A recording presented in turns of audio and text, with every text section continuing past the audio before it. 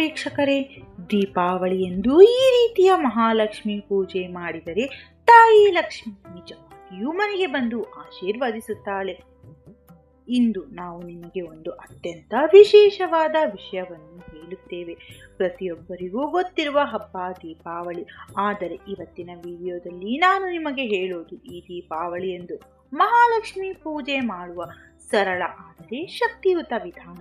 ಇದನ್ನು ನೀವು ಮಾಡಿದರೆ ನಿಮ್ಮ ಮನೆಗೆ ಧನ ಸಂಪತ್ತು ಮತ್ತು ಸಮೃದ್ಧಿ ತುಂಬಿ ಹರಿಯುತ್ತದೆ.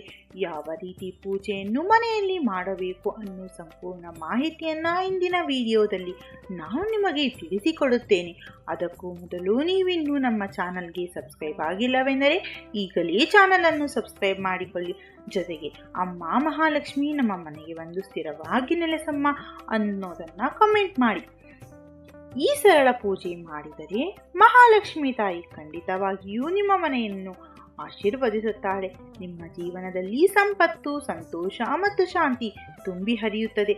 ಒಮ್ಮೆ ನೀವು ಈ ರೀತಿ ಪೂಜೆ ಮಾಡಿ ನೋಡಿ, ನಿಮ್ಮ ಮನಸ್ಸು ಹೇಗೆ ಶಾಂತವಾಗುತ್ತದೆ, ಆಧ್ಯಾತ್ಮಿಕ ಶಕ್ತಿ ಹೇಗೆ ಹೆಚ್ಚಾಗುತ್ತದೆ ಎಂದು ನೀವು ಸ್ವಂತ ಅನುಭವಿಸುತ್ತೀರಾ. ದೀಪಾವಳಿ ಎಂದರೆ ಕೇವಲ ಪಟಾಕಿ ಹಬ್ಬವಲ್ಲ, ಅದು ಬೆಳಕಿನ ಹಬ್ಬ. ಅಂದರೆ ಅಂಧಕಾರದ ಮೇಲೆ ಬೆಳಕಿನ ವಿಜಯ. ಈ ದಿನ ರಾಮನು ವನವಾಸ ಮುಗಿಸಿ ಅಯೋಧ್ಯೆಗೆ ಮರಳಿದ ದಿನ ಆಗಿದೆ. ಅಂದು ಜನರು ಸಂತೋಷದಿಂದ ತಮ್ಮ ಮನೆಗಳಲ್ಲಿ ದೀಪಗಳನ್ನು ಬೆಳಗಿಸಿದ್ದರು. ಅಂದಿನಿಂದಲೇ ಈ ದಿನ ದೀಪಾವಳಿ ಎಂದು ಕರೆಯಲಾಗುತ್ತದೆ. ಆದರೆ ಈ ದಿನಕ್ಕೆ ಮತ್ತೊಂದು ದೊಡ್ಡ ಮಹತ್ವವೂ ಇದೆ. ಈ ದಿನ ಮಹಾಲಕ್ಷ್ಮೀ ದೇವಿಯನ್ನು ಪೂಜಿಸುವುದು ಅತ್ಯಂತ ಶುಭಕರ. ಈ ದಿನ ತಾಯಿ ಲಕ್ಷ್ಮಿಯು ಭೂಮಿಯ ಮೇಲೆ ಸಂಚರಿಸುತ್ತಾಳೆ ಎಂದು ಪುರಾಣಗಳಲ್ಲಿ ಹೇಳಲಾಗಿದೆ. ಅವಳು ಯಾರ ಮನೆಯನ್ನು ಶುದ್ಧ ಮನಸ್ಸಿನಿಂದ ಪೂಜಿಸುತ್ತಾರೋ ಅವರ ಮನೆಗೆ ಬಂದು ಆಶೀರ್ವಾದ ನೀಡುತ್ತಾಳೆ.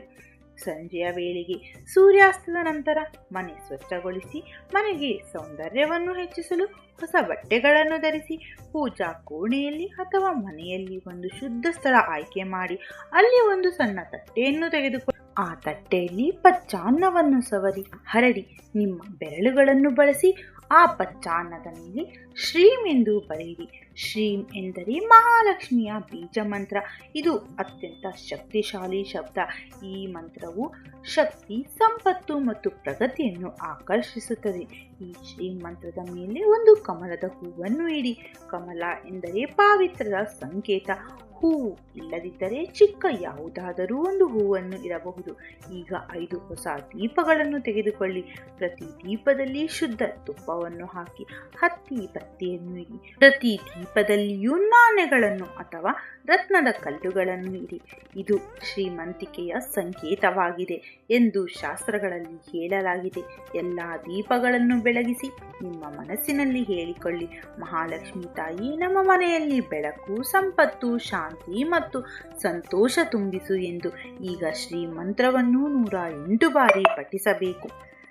108 ಬಾರಿ ಪಠಿಸುವಾಗ ನಿಮ್ಮ ಮನಸ್ಸಿನಲ್ಲಿ ನೀವು ಬಯಸುವ ಆಶಯಗಳನ್ನು ಕಲ್ಪಿಸಿಕೊಳ್ಳಿ. ಹೊಸ ಉದ್ಯೋಗ, ಹಣಕಾಸಿನ ಶಾಂತಿ, ಮನೆ ಸಮೃದ್ಧಿ ಏನೇ ಇರಲಿ, ಲಕ್ಷ್ಮೀ ತಾಯಿ ನಿಮ್ಮ ಪ್ರಾರ್ಥನೆಯನ್ನು ಕೇಳುತ್ತಾಳೆ. ಪೂಜೆ ಮುಗಿದ ನಂತರ ದೇವಿಗೆ ಹೂವು, ಅಕ್ಷತೆ ಮತ್ತು ನೈವೇದ್ಯವನ್ನು ಅರ್ಪಿಸಿ.